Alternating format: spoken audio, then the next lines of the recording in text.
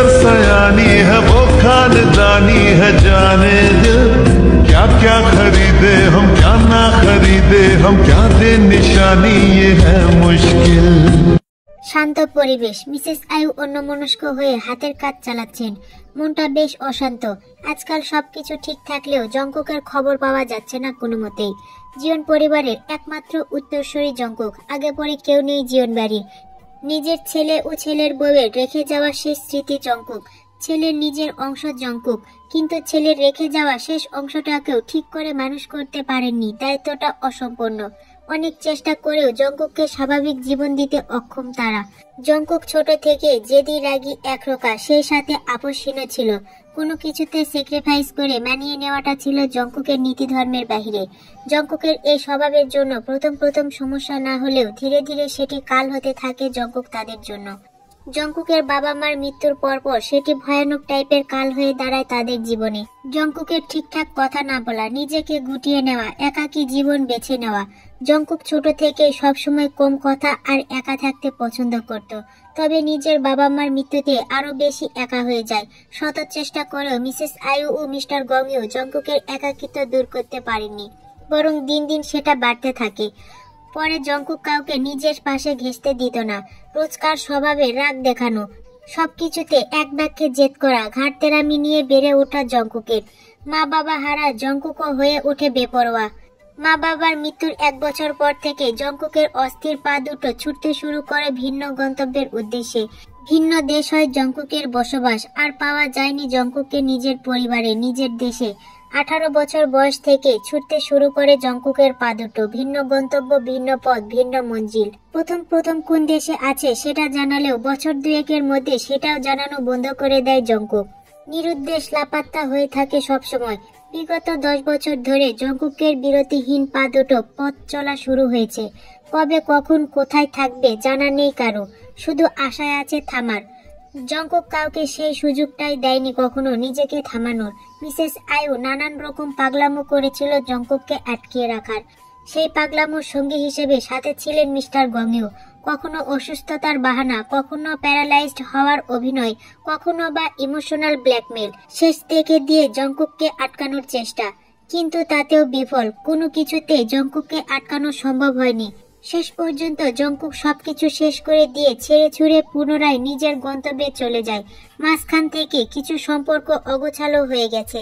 Sugar সাথে তেজ জড়িয়ে গেছে। খুব শীঘ্রই তাদের বিয়ে দিবেন তিনি। সুখে থাকবে তারা। সুগার তে দুজনেই পরিপূর্ণ থাকবে নিজের জীবন নিয়ে। শুধু অগোছালো দিন পার করবে জংকুক। অসম্পূর্ণ থেকে যাবে জংকুকের জীবন। একাকিত্বে ঘিরে থাকবে সেই জীবনের চক্রবাসে। জংকুককে তিনি সুন্দর জীবন দিতে চায়। নিজের ছেলে ও ছেলের বউয়ের আত্মার শান্তি দিতে চায়। জংকুককে সাংসারিক করতে চায় তিনি। কিন্তু জংকুক না চাইলে কোনোভাবে সম্ভব নয় সেটি। এই জীবনে কখনো জংকুক চাইবে কিনা তাও সন্দেহ। তাছাড়া আজকাল জংকুকের সন্ধান পাওয়া যাচ্ছে না কোনো মতেই। টানা 10 মাস 17 দিন পার হতে চলেছে। জংকুকের কোনরূপ যোগাযোগ নেই কারো সাথে। জংকুকের বেঁচে থাকা সন্ধানটাও পাওয়া যাচ্ছে না কোথাও। নিজের স্বামী ও নাতি সুগা সবাই খুঁজে চলেছে প্রাণপণ ভাবে, কিন্তু অল্প একটু সন্ধান মিলছে না জংকুকের। জংকুকের চিন্তায় আজকাল ঠিকঠাক রাতের ঘুমটাও হয় না। দিন দিন অসুস্থতাও বাড়ছে। সুগার রোজকার পেশেন্ট এখন মিসেস আয়ু। জংকুকের চিন্তায় মাসে 20টা দিনই অসুস্থতায় পার হয় ওনার। ছেলেটার হুট করে নিখোঁজ হয়ে যাওয়াটা কেউ মেনে নিতে পারছে না। জংকুকের এই বেপরোয়া স্বভাবের জন্য মিসেস আয়ুর মনে সবার থেকে আলাদা টান জংকুকের জন্য। শুধু জংকুককে ঘিরে এতগুলো সম্পর্ক নষ্ট করেছেন তিনি। তারপরেও জংকুকের সুখটা চাই মিসেস আয়ু। সর্বোচ্চ দিয়ে বাঁধতে চায় জংকুককে। জংকুককে প্রচন্ড বাড়াবাড়ি রকমের ভালোবাসেন তিনি। কিন্তু জংকুকের নিখোঁজ হওয়াটা যেন মিসেস আয়ুর অসুস্থতার কারণ। কথাগুলো ভেবেই 2 ফোঁটা চোখের জল গড়ায় গাল বেয়ে মিসেস আয়ুর। থেকে বুক চিরে দীর্ঘশ্বাস ফেলছেন কষ্টে তিনি। অন্যমনস্ক হয়ে ডাইনিং টেবিলে হাত চালাচ্ছেন। সুগা মেন দরজা ধরে ডাইনিং রুমে প্রবেশ করে। ধূপ করে সোফায় বসে টান করে গা এলিয়ে দেয় সেখানটায়। হাতের ভাঁজে থাকা এপ্রনটি খানিকটা ছুঁড়ে মারে পাশে। চোখ বোলায় হাত ঘড়ির কাঁটায়। সকাল 8:45। ঘাড় ঘুরিয়ে পিছনে সিঁড়িতে তাকায় কাউকে দেখার উদ্দেশ্যে। সিঁড়িতে দেখতে না পেয়ে সোজা চোখ বোলায় উপরে তের রুমের দরজার দিকে। রুমের দরজাটা খানিকটা খোলা দেখে আবারও চোখ বোলায় ঘড়িতে। তের স্কুলে যাওয়ার সময় হয়ে গেছে। 9টায় বের হবে তেকে আজ স্কুলে ড্রপ করার জন্য এতটা তাড়াহুড়া করে জীবন বাড়িতে আসা তার। সকালের নাস্তাটাও তের সাথে করতে চায়। কাল তেকে নিয়ে ঘুরতে বেরিয়ে এতটা বুঝতে পেরেছে যে তের চোখে মুখে নিজের জন্য ভয়টা কমে আসছে, তাই তের সাথে নিজের মেলামেশাটা আরেকটু বাড়িয়ে দিতে চায়। কোনো রকম দূরত্ব বাড়াতে চায় না নিজেদের মাঝে। এতে যদি তের সুগাকে বুঝতে সুবিধা হয়, আর নয়তো যদি তের ভয়টা কোনোভাবেই না কাটে, তো এবার ঠিক করে বিয়ে করে নিবে পরিবারকে বলে। তের এইচএসসি পরীক্ষার পরপরই বিয়ের পিড়িতে বসে যাবে তেকে নিয়ে সে। বাড়তি কোনো ঝামেলায় টানবে না সে। তখন বউকে নিজের কাছে রেখে নয়তো ভয়টা কমাবে সে। এক পলক তের রুমের দরজাটার দিকে উকি মেরে ঠিক হয়ে বসে সুগা। ব্যস্ত মিসেস আয়ুর দিকে ঘাড় ঘুরিয়ে তাকিয়ে চিৎকার করে বলে ওঠে, নানুমা, আমাকে এক গ্লাস পানি দাও। সুগার কথাগুলো কান পর্যন্ত গেল না মিসেস আয়ুর। চিন্তারত অন্যমনস্ক মিসেস আয়ু ঠাই জায়গায় দাঁড়িয়ে থাকে। সুগা পুনরায় চেঁচায়, নানুমা, পানি দাও। মিসেস আয়ু চমকে ওঠে, দ্রুত তাকায় পিছনে। সুগাকে সোফায় টান টান হয়ে বসে থাকতে দেখে দ্রুত হাতে পানি নিয়ে হাজির হয় সেখানে। হাত বাড়িয়ে সুগাকে পানির গ্লাসটি দিতে দিতে আগ্রহের সহিত বলে ওঠে, জঙ্কুকের খবর পেয়েছিস? চোখ তুলে তাকায় মিসেস আয়ুর দিকে, আগ্রহ ভরা চেহারার দিকে। গ্লাসে থাকা সম্পূর্ণ পানি ঢকঢক করে শেষ করে পুনরায় পানির গ্লাসটা মিসেস আয়ুর হাতে তুলে দিতে দিতে সোজা সাপটা উত্তরে বলল, না। আর কোনো বাক্য ব্যয় করেনি কেউ। কষ্টে আবারও চোখ টলমল করে উঠল মিসেস আয়ুর। নিজেকে শক্ত রাখার তাগিদে পুনরায় চলে যায় ডাইনিং টেবিলের সামনে। সুগা আবারও সোফায় গা এলিয়ে দেয়, দীর্ঘ নিঃশ্বাস ফেলে চোখ বন্ধ করে নেয়। সুগা বুঝতে পারেন মিসেস আয়ু তার সামনে নিজের কান্নাটা লুকানোর ব্যর্থ চেষ্টা করছে, কিন্তু সেও নিরুপায়।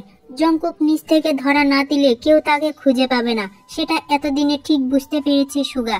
সাথে জঙ্কুক যে স্বেচ্ছায় নিজের অবস্থানের কথা কাউকে জানাচ্ছে না, সেটাও বুঝতে পারছে সে। তাই জঙ্কুকের অপেক্ষা করা ছাড়া এই মুহূর্তে আপাতত কিছুই করার নেই কারো। সুগা চুপ করে থাকে। খানিকটা সময় নিয়ে মিসেস আয়ুর উদ্দেশ্যে ভেজা গলায় বলল, নানুমা, জঙ্কুক না চাওয়া অবধি আমরা কেউ চাইলেও ওকে খুঁজে পাওয়া অসম্ভব। জঙ্কুক নিজের ইচ্ছায় লুকাইতো, তাই আমাদের জঙ্কুকের জন্য অপেক্ষা করা ছাড়া আর কিছুই করার নেই। রোজ রোজ কান্না করে নিজের অসুস্থতা বাড়ানো সেটা কোনো সমাধান নয় নানুমা। নিজেকে একটু শক্ত করো। ভাবান্তর হলেন মিসেস আয়ু। সুগার কথায় বিশেষ মনোযোগ হলো না। তিনি নিজেকে শক্ত রাখার চেষ্টা করে প্রসঙ্গ পাল্টিয়ে শক্ত গলায় সুগাকে উদ্দেশ্য করে বলে ওঠে, খেতে আয় তুই। সুগা দীর্ঘ নিঃশ্বাস ফেলল। কোনো কিছু ভাবনাতে আসলো না তার। চোখ খুলে তাকায় সামনে, উঠে দাঁড়িয়ে এগিয়ে যায় সেদিকে। ডাইনিং টেবিলের চেয়ার টেনে বসতে বসতে বলল, বাকিরা কোথায় নানুমা? সুগার প্লেটে খাবার তুলে দিতে দিতে বলল মিসেস আয়ু, তোর নানা ভাই সকাল সকাল কোন এক কাজের জন্য বেরিয়েছে, এখনো ফেরেননি। আসতে দেরি হবে বলে গেছে। সুগা ধীর কণ্ঠে বলল, আর তে? কোনরূপ বনিতা ছাড়াই বলল মিসেস আয়ু, নিজের রুমেই আছে হয়তো। বাকি কথাগুলো বলার আগেই দৌড়ে হাজির হয় তে, গায়ে স্কুল ড্রেস জড়ানো। ডাইনিং টেবিলের চেয়ার টেনে সুগার সামনে বসে পড়ে। তেকে দেখে থেমে যায় মিসেস আয়ু। সুগা এক দৃষ্টিতে তাকায় তের স্নিগ্ধ মুখশ্রীতে। তে চঞ্চল হাতে নিজের প্লেট উল্টিয়ে মিসেস আয়ুর উদ্দেশ্যে প্রশ্ন করে বলে ওঠে, দাদি, রাতের লোকটা কে ছিল গো? তের কথায় তীক্ষ্ণ দৃষ্টিতে তাকায় মিসেস আয়ু। সুগা কপাল কুঁচকে ফেলে তের কথাগুলোতে মনোযোগী হয়। তের কথাগুলো এই মুহূর্তে কারো বোধগম্য হচ্ছে না। মিসেস আয়ু এগিয়ে এসে তের প্লেটে নাস্তা তুলে দিতে দিতে প্রশ্ন করে উঠল, কিসের লোক? পুরনাই প্রশ্ন করে বলল তে, রাতের লোকটা চিনো না তুমি? কপাল কুঁচকে তাকিয়ে আবারও প্রশ্ন করলো মিসেস আয়ু, রাতের লোক আবার কে? সেটা তো তুমি বলবে দাদি, রাতের লোকটা কে? আমি দেখিনি তো অন্ধকারের মধ্যে লোকটাকে। মানে কিসের লোক, কিসের অন্ধকার? আর তুই বা কোথায় গিয়েছিলি রাতে? খানিকটা মন খারাপ ভাব নিয়ে বলল তে, আমি কোথাও যাইনি তো দাদি। তাহলে তুই যে বলছিস অন্ধকারে কাকে দেখলি, সেটা কোথায় থেকে দেখলি? হ্যাঁ দেখেছি তো, আমার রুমের বারান্দা থেকে। তোমরা দেখোনি? সুগা হাতের ইশারায় মিসেস আয়ুকে থামতে বলে প্রশ্ন করা থেকে। সুগা সম্পূর্ণ বিষয়টি বোঝার চেষ্টা করে। কপাল কুঁচকে তেকে গোছালো ভাবে প্রশ্ন করে বলল, আমরা দেখিনি, তুমি বললে, কিন্তু আমরাও এখন দেখে নিতে পারি তোমার সাথে। কি বলবে আমাদের? রাতে কি দেখলে তুমি? সুগার কথায় চমকে উঠে তে। এতক্ষণ সুগাকে লক্ষ্য না করলেও এখন ঠিকই চোখে পড়ল সুগাকে। সুগার হুটহাট প্রশ্নে হাঁসফাঁস করতে থাকে তে। খাওয়া রেখে মুহূর্তেই গুটিয়ে বসে পড়ে তে। সুগা বিষয়টি বুঝতে পারে। তেকে আশ্বাস দিয়ে ধীর কণ্ঠে বলল, ভয় নয়, ভয় পেলে তোমার প্রশ্নের উত্তর কিভাবে পাবে তুমি? তে মাথা নত করে বসে সুগার সামনে, আর চোখে কয়েকবার সুগাকে দেখার চেষ্টা করে তে। এতে করে দুজনের চোখাচোখি হয় সাথে সাথে। সুগা আলতো হাসে। তের আর চোখে দেখাটা দারুণ লাগে সুগার, উপভোগ করে বিষয়টি। তেকে চুপচাপ বসে থাকতে দেখে পুনরায় সুগা প্রশ্ন করে বলল, এখন বলো রাতে কি দেখেছিলে? তে আবারও আর চোখে তাকায় সুগার দিকে। সুগাকে নিজের দিকে তাকিয়ে থাকতে দেখে মুহূর্তেই নড়ে চড়ে বসে আস্তে করে বলল, রাতে গাড়ি নিয়ে একটা লোক বাগানের মধ্যে থাকা বাংলোটিতে ঢুকতে দেখেছিলাম। আমি দেখেছি সেটা, কিন্তু অন্ধকারে থাকায় লোকটার চেহারা দেখতে পাইনি। তের কথায় মুহূর্তেই চমকে ওঠে সুগা ও মিসেস আয়ু। বাগানের বাংলোটি জঙ্কুকের নিজের। এই বাংলোটির চাবি কারো কাছে নেই, এমনকি মিস্টার গংইউর কাছেও না। জঙ্কুক ছাড়া সেই বাংলোতে কাউকে প্রবেশ করতে দেখা মানে জঙ্কুক ফিরে এসেছে বাংলাদেশে। রাতে তাহলে তে জঙ্কুককে দেখেছিল। বিষয়টি ভাবলো মিসেস আয়ু। চমকে সাথে সাথে বলে উঠল তেকে, সত্যি বলছিস তুই? রাতে তুই? মিসেস আয়ু থামে। সুগা ততক্ষণে ডাইনিং টেবিল ছেড়ে দৌড়ে যায় বাগানের উদ্দেশ্যে। মিসেস আয়ু নিজের কথা সম্পূর্ণ না করে দৌড় দেয় সুগার পিছন পিছন। মনে মনে একটা দোয়াই করতে থাকে, তের কথাটা যেন সত্যি হয়, জঙ্কুককে যেন বাগানের এই বাংলোতে পায়। কিন্তু মিসেস আয়ু সেই দোয়াটি বেশিক্ষণ দীর্ঘস্থায়ী হলো না। বাংলোর সামনে গিয়ে দেখে বাংলোটি আগের ন্যায় লক করা বাইর থেকে। আশেপাশেও কোনো গাড়ির চিহ্ন নেই। সুগা লক করা বাংলোটি ভালো করে দেখে নিয়ে ঘুরে তাকায় মিসেস আয়ুর দিকে। রাতের অন্ধকারে লোকটি তের মনের ভুল ভেবে দীর্ঘশ্বাস ফেলে সুগা মিসেস আয়ুর উদ্দেশ্যে আস্তে করে বলল, ফিরে আসেনি জঙ্কুক। 5 মিনিটের রাস্তায় টানা 20 মিনিট নিয়ে ড্রাইভ করছে সুগা। দৃষ্টি বারবার ঘোরাচ্ছে পাশে বসে থাকা রমণীর দিকে। তে জড়সড় হয়ে চুপ করে বসে আছে সুগার পাশের সিটে। ঠিকঠাক গাড়ি চলতে না দেখে বার কয়েক আর চোখে তাকিয়েছে সুগার দিকে, কিন্তু তারপরও জোর গলায় বলতে পারছে না গাড়িটা দ্রুত চালাতে। তে আর চোখে তাকানোতে বার কয়েক চোখাচোখি হয়েছে দুজনের। এতে সুগা মৃদু হাসলেও তে অপরাধীর ন্যায় বসেছিল। সুগা ফুরফুরে মেজাজে ধীর গতিতে ড্রাইভ করছে। আপাতত তের সাথে আরো কিছুটা সময় কাটাতে চায়, তাই কোনো কিছুতে তাড়া নেই সুগার। কিছুটা সময় তের সাথে একান্ত ভাবে কাটাতে চায় সে। জঙ্কুককে বিগত কয়েক মাস খুঁজতে খুঁজতে সে ক্লান্ত। পরিবারের সবার চোখের পানি সামলাতে সামলাতে বড্ড অশান্ত। তাই নিজের বিষিয়ে যাওয়া মনটা তেতে প্রশান্তি খুঁজতে চায়। তের সাথে কিছুটা সময় সুখের বিলাপ করতে চায়। সুখময় সময়টা করতে চায় প্রশস্ত। তখন তের কথা অনুযায়ী জঙ্কুককে বাগানের বাংলোতে খুঁজে না পেয়ে সুগা তেকে নিয়ে চলে আসে। উদ্দেশ্য অনুযায়ী তেকে স্কুলে ড্রপ করে নিজের হসপিটালে যাবে সে। প্রথমে তে সুগার সাথে আসতে না চাইলেও মিসেস আয়ুর আদেশে আসতে বাধ্য হয় সে। সুগার সাথে আছে বলে মালাকেও পাঠায়নি মিসেস আয়ু ইচ্ছাকৃতভাবে। দুজনকে সময় দিচ্ছে একে অপরের সম্পর্কটা সহজ করতে, তের ভয়টা কাটাতে। সুগা ঘাড় ঘুরিয়ে আবারও তাকায় তের দিকে। গাড়িতে চুপচাপ বসে আছে তে। তেকে চুপচাপ বসে থাকতে দেখে নীরবতা ভেঙে সুগা বলে ওঠে, পরীক্ষার প্রিপারেশন কেমন হচ্ছে তোমার? তে চুপচাপ বসে থেকে আস্তে করে বলল, ভালো। স্টিয়ারিং এ হাত ঘুরাতে ঘুরাতে সুগা বলল, গুড। পরীক্ষার আর কতদিন বাকি আছে জানি? মিহি কণ্ঠে বলল তে, 27 দিন। ও, তো স্কুল থেকে বিদায় হচ্ছ কবে শুনি? 8 তারিখে বিদায় অনুষ্ঠান হবে আমাদের। স্টিয়ারিং এ হাত রেখে পাশে তাকায় সুগা। একটা ভ্রু উঁচু করে পুনরায় প্রশ্ন করে বলল, ও, তার মানে আর 3 দিন বাকি আছে তোমাদের বিদায়ের? তের কথাতে খুশিতে চকচক করে উঠে সুগার চোখ মুখ। তের স্কুলের গুন্ডি পার হয়ে যাবে। স্কুল থেকে ঠিকঠাক বিদায় নিতে পারলে সুগার অপেক্ষা কিছুটা কমে আসবে। তে এবার স্কুল পার হয়ে কলেজে পা রাখবে। অনেকটাই বড় হয়ে যাবে। কেউ ছোট ছোট বলে সম্বোধন করবে না আর। সুগার অপেক্ষাটাও অনেকটা কমে যাবে। তারপর ঠিকঠাক কলেজটা পাশ করতে পারলেই হলো। 2 হাত বেঁধে নিয়ে বিয়ের পিড়িতে বসাবে সে। অনেকটা হলো এদিক সেদিক ঘোরা, এবার বিয়ে করার পালা বলে টুপ করে বিয়ে করে নিবে তেকে সে।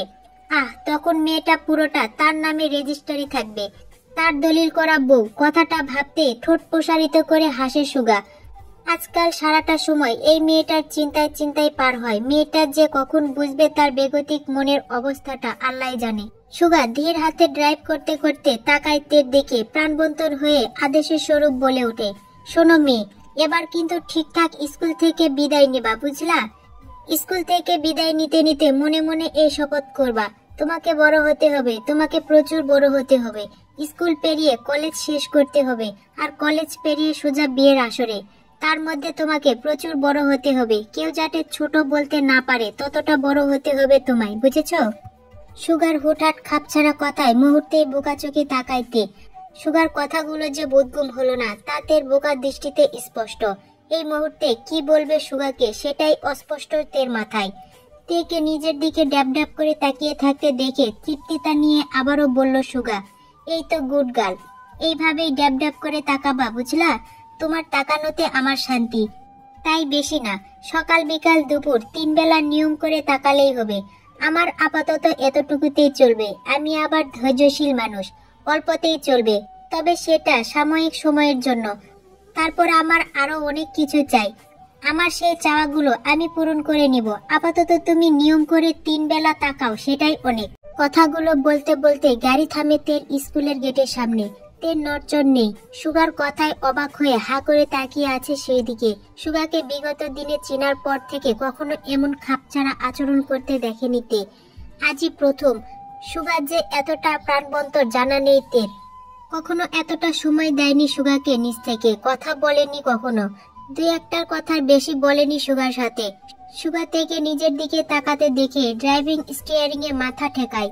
এক দৃষ্টিতে তের দিকে তাকিয়ে থেকে হুট করে আবেগীয় মনের ভাব খানিকটা প্রকাশ করে আহত সুরে বলে উঠল, বুঝলে মায়াবতী, ডাক্তার হয়েও নিজের রোগের চিকিৎসা করতে পারছি না আমি, তুমি মই রোগী হচ্ছি দিন বা দিন। আমি ব্যর্থ ডাক্তার, ব্যর্থ আমার এত এত ডিগ্রি, সব গেল জলের তলে।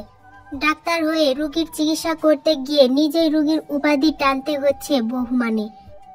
আমার কি তুমি মই অধপতন, এতে কি লজ্জা, কি লজ্জা। তে এবার বহুমানের চোখ বড় বড় করে তাকায় সেদিকে। সুগার একের পর এক কথায় তের উত্তর বসাতে ইচ্ছা করছে। সুগার থেকে জানতে ইচ্ছা করছে কি হয়েছে আপনার ডাক্তার সাহেব, কিন্তু তে সেটা করবে না, কোনোভাবেই কোনো ছেলের সাথে কথা বলবে না, কারণ তের খারাপ জঙ্কুক ভাইয়াটা এবার ফিরে এসেছে দেশে। কাল সুগার সাথে ঘুরতে গিয়েছিল বলেই আজ রাতে থেকে স্বপ্নে অনেক শাসিয়েছে জঙ্কুক, নিষেধ করেছে কোনো ছেলের পাশ ঘেঁষতে। তাই তেও আর কোনো কথা বলবে না কোনো ছেলের সাথে, চুপ করে থাকবে সে, দরকার পড়লে মুখে এঁটে তালা মারবে সে, তারপরও কারোর সাথে কথা নয়, জঙ্কুক ভাইয়ার অবাধ্য নয়। তে ঘাড় ঘুরিয়ে সামনে তাকায়, অপরাধীর মতো হাত চালিয়ে গাড়ির দরজা খুলে বের হয়। সুগা থেকে হুট করে বের হতে দেখে দ্রুততার সঙ্গে সেও বাইর হয় গাড়ি থেকে। তের পথ আটকিয়ে দাঁড়াতেই নিচু কণ্ঠে বলল তে, আমি যাব। জেলে যাবা? একটু সুন্দর করে যাও, একটু ভাব বিনিময় করে যাও রোগীর সাথে, এতক্ষণ ড্রাইভার হলাম, একটু ধন্যবাদ তো দিয়ে যাও। না, দিব না ধন্যবাদ। কেন? কেন শুনি, এই অধমের উপর এত অত্যাচার অবিচার কেন? নাক মুখ কুচকে বলল তে, বলবো না আমি, জানতো আপনি আমার স্কুলের দেরি করিয়েছেন, 5 মিনিটের রাস্তা 20 মিনিট নিয়েছেন, এমন রোগী ড্রাইভারকে আমি কখনোই ধন্যবাদ দিব না। ঠোঁট কামড়িয়ে হাসে সুগা, হালকা ঝুঁকে আহত হওয়ার চেষ্টা করে বলল, উফ, এত রাগ, রোগীর উপর এত অত্যাচার সহ্য হবে রোগীর? যদি রোগী এই রাগের চাপায় পড়ে হার্ট অ্যাটাক করে তো? আমি তো শেষ, এখনই বুকে ব্যথা শুরু হয়ে গেছে, মনে হচ্ছে হার্টের ব্যথায় হার্ট অ্যাটাক করবো আমি। বুকের বাম পাশে হাত চেপে ধরে সুগা নাটকীয় ভাবে। তে নড়ে চড়ে দাঁড়ায়, নরম হয়ে আসে, করুণ হয় দুটো চোখ। সামান্য রাগ দেখানোতে যে কারো হার্ট অ্যাটাক হয় সেটা বোধগম্য ছিল না তের। তে অপরাধীর দৃষ্টি বোলায়, কি বলা উচিত সেটাও ঠিকঠাক বোধগম্য হচ্ছে না। বুকা চোখে খানিকটা সময় সুগার দিকে তাকিয়ে থেকে ভাবে, কি চিকিৎসা দেওয়া উচিত এই ডাক্তার সাহেবের। চিন্তারত অবস্থায় কিছু মনে পড়তেই হুট করে মুখের বুলিতে আউড়িয়ে আবারও বলল তে, ডাক্তার সাহেব 3 বেলা প্যারাসিটামল খাবেন, ভালো হয়ে যাবেন। রোগী থেকে সোজা সুস্থ ডাক্তারের উপাধিতে ভূষিত হবেন আপনি। কি দারুণ চিকিৎসা আমার। পেট খারাপের ওষুধ সোজা ট্রান্সফার হয়ে হার্টের জন্য। উফ, আমার এত এত ডাক্তারের ডিগ্রি সব জ্বলে গেল। সবকিছুই ব্যর্থ আমার তোমার কাছে। তোমার এই চিকিৎসায় মানুষ ভালো হয়ে যাবে, হসপিটালের প্রয়োজনই পড়বে না আর, ডক্টররা সবাই রসাতলে যাবে। তা ম্যাডাম, আর কিছু খেতে হবে আমাকে প্যারাসিটামলের আগে বা পরে? সুগার কথায় তে খানিকটা চিন্তারত ভঙ্গিতে কপাল কোঁচকায়। সে আপাতত প্যারাসিটামলের নামটা ছাড়া অন্য কোনো ওষুধের নাম জানা নেই। প্যারাসিটামলের সাথে বা আর কি খেলে ভালো হয় তার ধারণাও নেই। শুধু জানে তার পেট খারাপের সময় মিসেস আয়ু দুটো ট্যাবলেটই খাইয়েছিল, একটা ছোট একটা বড়। বড়টার নাম প্যারাসিটামল হলেও ছোটটার নাম মনে নেই। বাসায় গিয়ে মিসেস আয়ুর কাছ থেকে জিজ্ঞাসা করবে। ততক্ষণে যদি ডাক্তার সাহেবের আরো বেশি বুকের ব্যথা হয় তো, তাই তে নাম না জানা ওষুধের চিন্তায় চট করেই বলে উঠল, একটা ছোট ওষুধের সাথে একটা বড় ওষুধ খাবেন ডাক্তার সাহেব, কেমন? তাহলেই হবে, বুকের ব্যথাও চট করেই ভালো হয়ে যাবে, দেখিয়েন আপনি। তের কথায় গা কাঁপিয়ে শব্দ করে হেসে উঠল সুগা। দু হাতে তের গাল টেনে ধরে বলল, উফ, আমার ডাক্তারনি রে, সারা বছর ছোট বড় ট্যাবলেট প্যারাসিটামল খেতেও রাজি আছি, তারপরেও এই রোগের এই ডাক্তারনি চাই। ডাক্তারনি ও তার চিকিৎসা দুটোই মনে ধরেছে ব্যাপক। সুগার হুটহাট গাল টেনে দেওয়ায় তে চমকে উঠে ভয়ার্ত দৃষ্টিতে তাকায় সুগার মুখ পানে। সুগা হুট করে তের ভয়ের কারণটা বুঝতে পেরে হাত গুটিয়ে নেয়। তে ভয়ার্ত দৃষ্টিতে আশেপাশে তাকায় মুহূর্তেই, জঙ্কুককে খোঁজার চেষ্টা করে। মুখের হাসিটা বিলীন হয়, কপাল কুঁচকে তের ভয়ার্ত দৃষ্টি পর্যবেক্ষণ করে সুগা। তে কাকে খুঁজছে সেটা বোধগম্য হচ্ছে না। তেকে স্বাভাবিক করার জন্য প্রসঙ্গ পাল্টিয়ে বলে ওঠে, তোমার স্কুল ছুটি কয়টায়? তে ঘাড় ঘুরিয়ে তাকায় সুগার দিকে। জঙ্কুকের ভয়ে সুগার সাথে নিজের কথা আর টানতে চাচ্ছে না, তাই এক বাক্যেই বলে ওঠে, জানি না। সুগাতের বদলিত ভয়ার্ত দৃষ্টি দেখে কপাল কুঁচকে তাকায় সেদিকে। মেয়েটা অল্পতেই ভয়ে সিটিয়ে যায়। বিষয়টা মোটেও সুগার পছন্দ হচ্ছে না। অকারণে এতটা ভয় কিসের? সুগা জোরাজুরি করতে চায় না তের সাথে, তাই সময় দিচ্ছে তেকে। কিন্তু তে যে হারে সুগাকে হুটহাট ভয় পাচ্ছে, এতে সুগা তেকে ভয় নয় বরং উঠিয়ে নিয়ে বিয়ে করে বসবে ভয় ভাঙানোর জন্য। তের ভয়ার্ত দৃষ্টি সুগাকে কষ্ট দেয়, সেটা কিভাবে বুঝাবে এই মেয়েটাকে? সে কি আদেও কখনো বুঝবে তার কষ্ট? সুগা সহজ হয়, হুটহাটতে দৌড় লাগায়। সুগাকে পাশ কাটিয়ে দৌড়ে চলে যেতেই পিছন থেকে তের একটা হাত চেপে ধরে সুগা। তে চমকে উঠে দ্রুত পেছনে ঘুরে তাকায়, নিজের হাতটা ছাড়ানোর চেষ্টা না করে বরং আশেপাশে তাকাচ্ছে জঙ্কুক আছে কিনা সেটা দেখতে। সুগা সন্দেহ দৃষ্টিতে তাকায়, বুঝতে পারে তের ভয়ের কারণ। তে সুগাকেও নয় বরং বিশেষ কাউকে ভয় পাচ্ছে, যার কারণে সুগার সাথে সহজ হতে পারছে না তে। কিন্তু সে কে? কাকে বা এতটা ভয় পাচ্ছে মেয়েটা? তেকে তো সবসময় চোখে চোখে রাখে সুগা, কোনো ছেলেকে আশেপাশে ঘেঁষতে দেয় না সে। তাহলে অবশ্য তের আশেপাশে কোনো ছেলেকে ঘেঁষতেও দেখেনি সুগা। সবসময় তে কেমন একটা অদৃশ্য সিকিউরিটির বেড়া জালে থাকে। সুগার ভাষ্যমতে মিস্টার গমিও দিয়ে রেখেছে এই সিকিউরিটি তের জন্য। সুগা কথা বলেছিল মিস্টার গমিওর সাথে, তিনি বলেছেন তের সিকিউরিটি নিয়ে কোনো সমস্যা হবে না, তিনি আছেন। তারপরেও সুগা তেকে চোখে চোখে রাখে সবসময়। কিন্তু সবার এই সবকিছুর পরেও কি কোনো কিছু আছে যেটা তেকে ভয় দিচ্ছে সবসময়? কোনো কিছু কি তাদের চোখের আড়াল রয়ে গেছে যেটা চোখে পড়ছে না কারণ? মেয়েটা কাকে এতটা ভয় পাচ্ছে? কে সে? সুগা সন্দেহ দৃষ্টি নিয়ে ভরাট গলায় বলল, কি সমস্যা? কাকে খুঁজছো তুমি? তে নীরব। সুগা পুনরায় একই প্রশ্ন করে বলল, কি হলো বলো, কাকে খুঁজছো তুমি? আমার কাছে আসতে তুমি কি কাউকে ভয় পাচ্ছ? তে এবারও নীরব। সুগা সেদিকে কপাল কুঁচকে তাকিয়ে থাকে। তে নিজের হাতটা ছাড়ানোর চেষ্টা করে ধীরে কণ্ঠে বলল, আমি স্কুলে যাব, ছাড়ুন আমাকে। সুগা কিছু একটা ভেবে হাতটা ছেড়ে দেয়। তে বিনা বাক্য বাই করে দ্রুত সেখান থেকে প্রস্থান করতে নেয়, কিন্তু তার আগে আবারও তের হাত চেপে ধরে সুগা। তে আটকে ওঠে, সাথে সাথে পিছন ফিরে আবারও তাকায়। সুগা আহত দৃষ্টিতে তাকায় তের আতঙ্কিত মুখ পানে। স্বাভাবিক হওয়ার চেষ্টা করে বলল, ছুটির পর আমি তোমাকে নিতে আসব, কোথাও যাবে না, আমার অপেক্ষা করবে, কেমন? যাব না আমি আপনার সাথে, জানতো আপনি, ছাড়ুন হাত। কথাটা বলে তে সুগার হাতটা ছাড়িয়ে প্রাণপণে দৌড় লাগায় স্কুলের গেট ধরে। সুগা পিছন থেকে আহত দৃষ্টিতে তাকিয়ে থাকে তের যাওয়ার দিকে। হুটহাট তের রূপ পরিবর্তনের বিষয়টি সুগার উপর জোরালোভাবে প্রভাব ফেলছে। এই বিষয়টি কবে বুঝবে এই মেয়েটা? সুগা দীর্ঘ নিঃশ্বাস ফেলে গাড়ি নিয়ে প্রস্থান করে সেখান থেকে। সারাদিন ঝুম বৃষ্টি হয়ে আকাশটা এখন পরিষ্কার, সূর্যটা কালো মেঘে ঢাকা। প্রকৃতি যেন বৃষ্টির সান্নিধ্য গোসল করে সিক্ত ভেজা হয়ে আছে গাছগাছালি। রাস্তাঘাট সারাদিনের বৃষ্টির পানিতে থই থই করছে, কাদা কাদা হয়ে আছে রাস্তাবিহীন খালি জায়গাগুলো। ভোলাটে দিন, আবারও ঝুম বৃষ্টি হওয়ার পূর্ব আভাস। সময়টা 3টার কৌটায়। স্কুল ছুটি হয়েছে বেশ কিছুক্ষণ আগে। মেঘলা দিনে সুগার নিজের ব্যস্ততার মাঝেও হসপিটাল থেকে 2 ঘন্টার ছুটি কাটিয়ে এসেছে তেকে বাসায় ড্রপ করতে।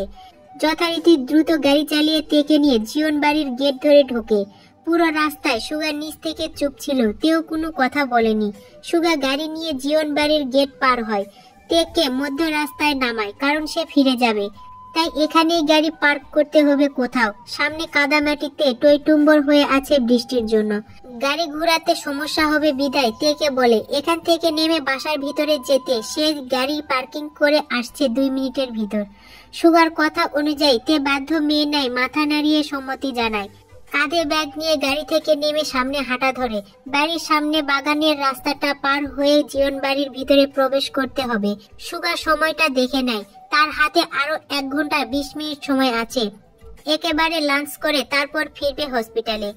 সুগা দ্রুত গাড়ি ঘুরায় পার্কিং এর উদ্দেশ্যে। ভেজা রাস্তায় তে 2 হাতে নিজের সেলোয়ারের দুপাশ আঁকড়ে ধরে উঁচু করে সাবধানে পা ফেলছে, কাঁধে ব্যাগ চাপিয়ে। দৃষ্টি ও মনোযোগ সবই রাস্তার পথ চলার উপর। মনোযোগের মধ্যে দিয়ে হঠাৎ পিছন থেকে বিকট শব্দ কানে আসতে ভয়ে লাফিয়ে উঠেতে দ্রুততার সঙ্গে পিছনে তাকাতে চোখে পড়ল ব্রাউন কালারের শক্তপোক্ত কুকুরটিকে। ঘেউ ঘেউ শব্দ করে দৌড়ে আসছে তের দিকে।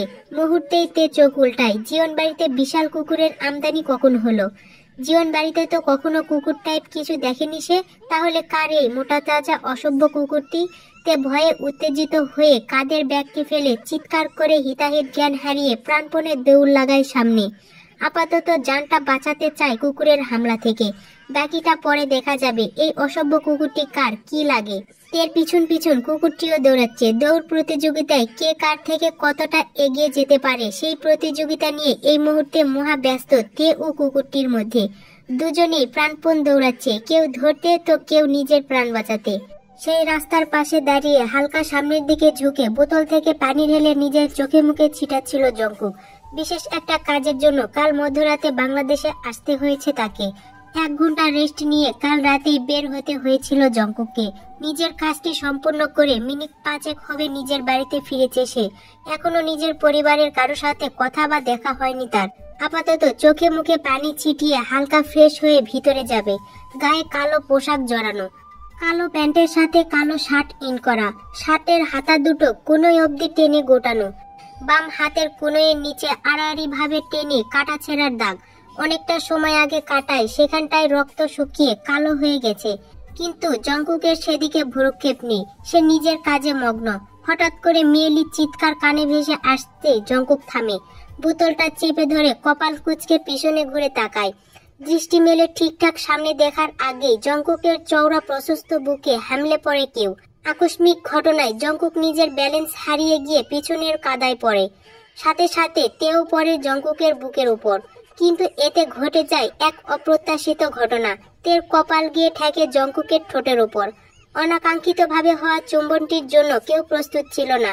বিষণ্ণয়ে জঙ্কুক বিষয়টি বুঝে ওঠার আগেই তে আবারও দ্রুততার সঙ্গে উঠতে চায় জঙ্কুকের বুকের উপর থেকে, কিন্তু এবারেও কপাল সহায় হলো না তের। পিছনে দাঁড়িয়ে থাকা কুকুরটি ঘেউ ঘেউ করে ওঠে। মুহূর্তেই আবারও কাদায় পা পিছলে পড়ে সাথে সাথে মুখ থুবড়ে পড়ে জঙ্কুকের বুকে। এবার তের কপাল নয় বরং গাল ঠেকে জঙ্কুকের ঠোঁটে। বিষয়টি 2 সেকেন্ড দীর্ঘ হতেই তে দ্রুততার সঙ্গে কুকুরের ভয়ে মুখ লোকায় জঙ্কুকের গলায়। জঙ্কুকের শার্টের কলার 2 হাতের আঁকড়ে ধরে, কিন্তু পিছন থেকে কুকুরটি শব্দ তুলে ঘেউ ঘেউ করেই যাচ্ছে। এতক্ষণ বিষণ্ণতায় বিষয়টি বোধগম্য না হলেও জঙ্কুক এখন বুঝতে পারে কি হচ্ছে তার সাথে, কেন বা মেয়েটি তার বুকে আশ্রয় নিয়েছে। কিন্তু মেয়েটির বোকামির জন্য বাজে পরিস্থিতির শিকার হতে হয়েছে তাকে। অনাকাঙ্ক্ষিতভাবে ফ্রিতে চুমু খাওয়ার কাহিনীটাও ইতিমধ্যেই ঘটে গেছে তার সাথে। জঙ্কুকের বিরক্তি বাড়ে। মেয়েটি সাপের মতো পেঁচিয়ে আছে তার বুকের উপর। জঙ্কুক মাথাটা উঁচু করে কুকুরটিকে ধমকের সুরে বলল, ডোন্ট শাউট, জাস্ট গো। জঙ্কুকের ধমকে লেজ গুটিয়ে চুপচাপ বসে পড়ে কুকুরটি। জঙ্কুক সেদিকে রাগী দৃষ্টিতে তাকাতেই মুহূর্তেই দৌড়ে চলে যায় নিজ গন্তব্যের উদ্দেশ্যে কুকুরটি। জঙ্কুক কাদায় হাত ডুবিয়ে উঠে বসতে চায় তেকে নিয়ে, কিন্তু তের নড়চড় নেই। জঙ্কুকের বিরক্তির সাথে সাথে রাগ বাড়ে। তের বাহু টেনে পাশে বসায় জঙ্কুক। কাদা মাখা শরীর নিয়ে উঠে দাঁড়িয়ে সেদিকে চোখ বোলায়। কাদায় গা ঘিনঘিন করে ওঠে। গায়ের শার্ট ঝাড়তে ঝাড়তে বেখিয়ালি চোখ পড়ে সামনে। দৃষ্টি ফিরিয়ে নিতে গিয়েও থমকে যায় সেদিকে। মুহূর্তে কপাল কুঁচকে আসে জঙ্কুকের। কুচকানো দৃষ্টি স্থির করে তের দিকে। কুচকানো দৃষ্টি স্থির করে তের দিকে, কয়েক সেকেন্ড সময় নিয়ে তেকে চেনার চেষ্টা করে। মেয়েটিকে তার চেনা পরিচিত মনে হচ্ছে। দম নিয়ে কিছুটা সময় তের দিকে তাকিয়ে থাকে। তেকে চিনতে পেরে যেন মুহূর্তেই চমকে ওঠে জঙ্কুক। সাথে সাথে চোখ আওড়ায় তের পরিবর্তিত শরীরের দিকে। তে ছোট নেই, তের বাড়ান্ত শরীরের গঠন জানান দিচ্ছে সে কুমারী মেয়েতে রূপান্তরিত হয়েছে মাত্র। সাদা স্কুল ড্রেসটি কাদা মাটিতে টইটুম্বর হয়ে আছে। চোখ দুটো স্থির জঙ্কুকের মুখ পানে। সব ভুলে হা করে তাকিয়ে আছে জঙ্কুকের দিকে। হয়তো জঙ্কুকের পরিবর্তনটাও তের মন নাড়িয়েছে, তাই নিজের ভয়টা এক মুহূর্তের জন্য ভুলে হা করে তাকিয়ে আছে সেদিকে। জঙ্কুক আগের মতো লম্বা থাকলেও এখন খানিকটা প্রশস্ত হয়েছে, অনেকটা মোটাও হয়েছে। জঙ্কুকের চওড়া বুক যেন আরো চওড়া হয়েছে এই 2.5 বছরের। চোখে মুখে গম্ভীরতার ভাবটা যেন এবার স্পষ্ট ফুটে উঠেছে তার। ফর্সা ত্বক যেন আরো উজ্জ্বল হয়ে গেছে। চোখে মুখে সৌন্দর্য যেন তুমুল হারে বৃদ্ধি পেয়েছে। জঙ্কুক কপাল কুঁচকে থেকে নিজের দিকে হা করে তাকিয়ে থাকতে দেখে মুহূর্তে নিজের গায়ের শার্ট ঝাড়তে ঝাড়তে বলে ওঠে, এখনো স্বভাবটা চেঞ্জ হয় নাই, সেই আগের মতোই রয়ে গেলে। ছেলে দেখলে ঢলাঢলি ঘেঁষাঘেঁষি করতে মন চায় তোমার। শরীরের ধাঁচ এখনো কমে নাই, কমার কথাও না। শরীর পরিবর্তন হচ্ছে। শরীরের জ্বালা মেটানোর জন্য কাউকে না কাউকে তো প্রয়োজন হবে তোমার, তাই না? নষ্টামির জন্য অবশেষে আর কাউকে খুঁজে পেলে না বুঝি? জঙ্কুকের কথার মানে বুঝতে পেরে মুহূর্তেই ফুপিয়ে কেঁদে উঠেতে মাথা নিচু করে জঙ্কুকের সামনে অপরাধীর ন্যায় দাঁড়িয়ে পড়ে। কোনো কিছুই ইচ্ছাকৃত ভাবে হয়নি, তারপরও জঙ্কুক থেকে নষ্টা মেয়ে উপাধি দিচ্ছে। তে কখনো চায় না জঙ্কুকের সামনে পড়তে, কিন্তু তারপরও ভাগ্য সহায় না হওয়ায় অনাকাঙ্ক্ষিত ভাবে একে অপরের মুখোমুখি হতে হয় তাদের। তে কেঁদে উঠে আপাতত জঙ্কুকের থেকে নিজেকে বাঁচাতে চায়, চলে যেতে চায় জঙ্কুকের চোখের সামনে থেকে, কিন্তু সে নিরুপায়। জঙ্কুকের সামনে থেকে একা যেতেও ভয় পাচ্ছে সে। যদি জঙ্কুক রাগের বশে আঘাত করে তো? তে কান্নার মধ্যে দিয়েই সুগা দৌড়ে আসে সেদিকে। জঙ্কুককে চোখের সামনে দেখতে পেয়ে খুশিতে মুহূর্তে ঝাপটে ধরে সুগা। এবার কাদায় খানিকটা মাখো মাখো হয় সুগা নিজেও, কিন্তু তখনও জঙ্কুকের রাগান্বিত দৃষ্টি তেতে স্থির করা ছিল। সুগা জঙ্কুকের ঝাপটে ধরা অবস্থায় খুশিতে বলে ওঠে, কোথায় ছিলি তুই? জানিস কতটা টেনশনে ছিলাম তোকে নিয়ে সবাই। নানুমা তোর নিখোঁজ হওয়াতে অসুস্থ হয়ে পড়েছে। কোথায় ছিলি এতটা মাস তুই? এতটা মাসের মধ্যে কি একটা কল করার প্রয়োজন মনে হলো না তোর? কথাগুলো বলে জঙ্কুককে ছাড়ে সুগা। সোজা হয়ে দাঁড়িয়ে জঙ্কুকের কাঁধে এক হাত রেখে আবারও বলল, তোর ফিরে আসার খবরটা শুনলে নিশ্চিত নানুমা পাগল হয়ে যাবে খুশিতে। দাঁড়া, আমি ডেকে দিচ্ছি নানুমাকে। কথাটা বলে সুগা দাঁড়িয়ে থেকে গলা ছেড়ে পরপর কয়েকবার ডাক লাগায় মিসেস আয়ুর উদ্দেশ্যে। ঘাড় ঘুরিয়ে আবারও জঙ্কুকের দিকে তাকায়। জঙ্কুকের চোখ আউড়িয়ে পর্যবেক্ষণ করতে চোখ পড়ল জঙ্কুকের নাজেহাল অবস্থাটা। সাথে সাথে চমকে উঠল সুগা। কিরে, তোর এই অবস্থা কেন? কাদায় মাখো মাখো হয়ে আছিস যে, পরে টরে গেছিলি নাকি কোথাও? জঙ্কুক নিজের দৃষ্টি সরিয়ে সুগার উপরে স্থির করে। সুগার সুন্দর মুখখানায় নিজের দৃষ্টি বুলিয়ে নেয়। সুগার কথার উত্তরে বলে ওঠে, হ্যাঁ গেছি পরে, কিছু প্রতিবন্ধীর জন্য রাস্তাঘাটেও অনিরাপদ নিষ্কাশন। দুষ্টুমির ছলে বলে ওঠে সুগা। আহ, যা বলেছিস। জীবন জঙ্কুকও বুঝি নিজের ব্যালেন্স হারায় কখনো কখনো। শুনে শান্তি লাগলো। তা কিভাবে বললি শুনি? তোর প্রতিবন্ধীটাকে তো একটা ধন্যবাদ দেওয়া ফরজ হয়ে গেছে আমার ভাই। তো কথাগুলো বলতে বলতে থেমে যায় সুগা। পাশে কাদা শরীর নিয়ে তেকে দাঁড়িয়ে নিঃশব্দে কাঁদতে দেখে বুকের ভেতরটা মুহূর্তেই মোচড় দিয়ে ওঠে সুগার। জঙ্কুককে ছেড়ে সাথে সাথে তের হাতটা টেনে ধরে উত্তেজিত গলায় সাথে সাথেই বলে ওঠে, কি হয়েছে তে? কান্না করছো কেন তুমি? পড়ে গিয়েছিলে তুমিও? ব্যথা পেয়েছো কোথাও? দেখাও দেখি আমাকে। জঙ্কুক কপাল কুঁচকে সেদিকে তাকিয়ে থাকে, দুজনের ভাব বোঝার চেষ্টা করে। সুগার প্রশ্ন করাটার মধ্যে দিয়ে ততক্ষণে মিসেস আয়ু উপস্থিত হয় সেখানে। জঙ্কুককে দেখে কোনো কিছু চিন্তা না করে খুশিতে কান্নায় ঝাপটে ধরে জঙ্কুককে। জঙ্কুক বেঁচে আছে, সশরীরে মিসেস আয়ুর সামনে দাঁড়িয়ে আছে। সবটাই যেন মিসেস আয়ুকে গুলিয়ে দেয় নিজের মাঝে। জঙ্কুক ঠাই জায়গায় দাঁড়িয়ে আছে, চোখ মুখে গম্ভীর ভাব। সুগা আর কোনো প্রশ্ন করতে পারেনি থেকে। হঠাৎ মিসেস আয়ুর আগমনের জন্য তের একটা হাত চেপে ধরে পাশে দাঁড়িয়ে পড়ে সুগা। তে নির্বাক হয়ে চোখ তুলে তাকায় সেদিকে। সাথে সাথে চোকাচোকি হয় জঙ্কুকের সাথে। জঙ্কুক কপাল কুঁচকে তাকিয়ে আছে তের দিকে। তে জঙ্কুকের ভয়ে সাথে সাথে সুগার আঁকড়ে ধরে রাখা হাতটা নিজের অন্য হাতে চেপে ধরে। জঙ্কুকের চোখের সামনে থেকে সরে গিয়ে সুগার পেছনে গিয়ে লুকায় মুহূর্তেই। সুগা চমকে উঠে ঘাড় ঘুরিয়ে পিছনের দিকে তাকায়। তেকে নিজের কাছে আশ্রয় নিতে দেখে মুহূর্তে প্রশান্তির ঢেউ বয়ে যায় সুগার বুকে। এই প্রথম তের নিচ থেকে সুগার হাতটা চেপে ধরেছে। তের প্রথম ছোঁয়া। সুগা তের ভয়ের কারণটা বুঝতে পেরে হাতে চেপে ধরে রাখে তের হাতটি, যার অর্থ তে ভয় পেও না, আমি আছি তো তোমার কাছে। জঙ্কুক কপাল কুঁচকে দুজনের হাতের দিকে এক পলক দৃষ্টি বোলায়। স্বাভাবিক ভঙ্গিতে নিজের দৃষ্টি সরিয়ে স্থির করে মিসেস আইর উপর। তিনি কান্নারত অবস্থায় জঙ্কুকের বুকে লেপ্টে আছে। জঙ্কুক বিরক্তির দীর্ঘ নিঃশ্বাস টেনে নিজেকে স্বাভাবিক করে বলে উঠল, দাদি খিদা লেগেছে, খাবার দাও আগে, হাতে সময় কম, সন্ধ্যায় ফিরতে হবে আমাকে। জঙ্কুকের কথায় চমকে ওঠে মিসেস আয়ু। জঙ্কুক আসতে না আসতে আবারও ফিরে যাবে কথাটা শুনে মুহূর্তেই কান্নার বেগ বাড়ে মিসেস আয়ুর। সুগা হতবাক হয়ে সঙ্গে সঙ্গেই বলল, তোর মাথা ঠিক আছে জঙ্কুক? প্রায় 2 বছর পর আসলে বাংলাদেশে, নিজের বাড়িতে অন্তত 2টা দিন থেকে যা পরিবারের কথা চিন্তা করে। তা না করে তুই 2 ঘন্টায় ফিরে যেতে চাস? পরিবার কি এতটা মূল্যহীন তোর কাছে? কোনো দাম নেই কারু? জঙ্কুক বিরক্তির চোখ তুলে তাকায় সুগার দিকে। এই ইমোশনাল কথাবার্তা মোটেও তার পাল্লায় পড়ে না। ইমোশনাল হওয়া মানে টোটালি ওয়েস্ট অফ টাইম, এছাড়া অন্য কিছুই নয়। ততক্ষণে মিসেস আইও কান্নাজড়িত গলায় জঙ্কুকের উপর অধিকার খাটিয়ে বলল, তুই কোথাও যেতে পারবি না, আমি যেতে দিব না তোকে, কখনো না। এবার থেকে তুই সব কাজ বাংলাদেশ থেকেই করবি, আমাদের সাথে এই বাড়িতে থেকেই করবি। আমার সাথে থাকতে হবে তোকে, 2 দিন নয়, সব সময় থাকতে হবে তোকে আমার সাথে। মিসেস আয়ুর কথায় জঙ্কুকের বিশেষ একটা ভাবান্তর হলো না, বরং নিজের তেজি ভাবটা বজায় রেখে কাটকাট গলায় বলল, দাদি প্রথমত আমার খিদা পেয়েছে, কাল রাত থেকে না খেয়ে আছি, তাই আগে খাবো, তারপর লাস্ট 2 ঘন্টা তোমাদের সাথে কাটাবো। 6টায় আমার ফ্লাইট, আমাকে ঠিকঠাক যেতে দিলে সপ্তাহে একবার হলেও কল করে নিজের অবস্থান জানাবো। কিন্তু যদি আমাকে থাকার জোরাজুরি করো তাহলে গত 2 বছরে কোনো যোগাযোগ করব না তোমাদের সাথে। তার সাথে টানা 5 বছর বাংলাদেশে আসবো না।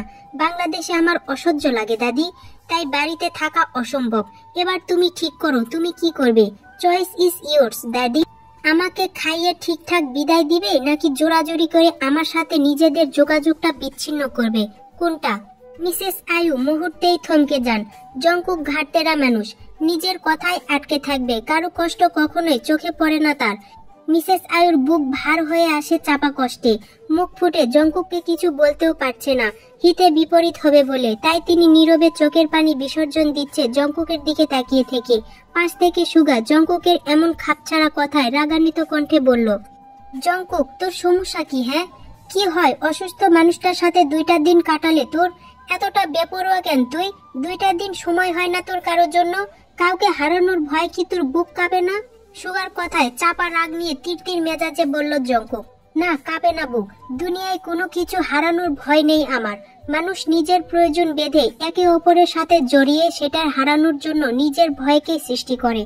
আমার নিজেকে ছাড়া কাউকে প্রয়োজন নেই বলেই আমি বেপরোয়া মনের মানুষ, আর কিছু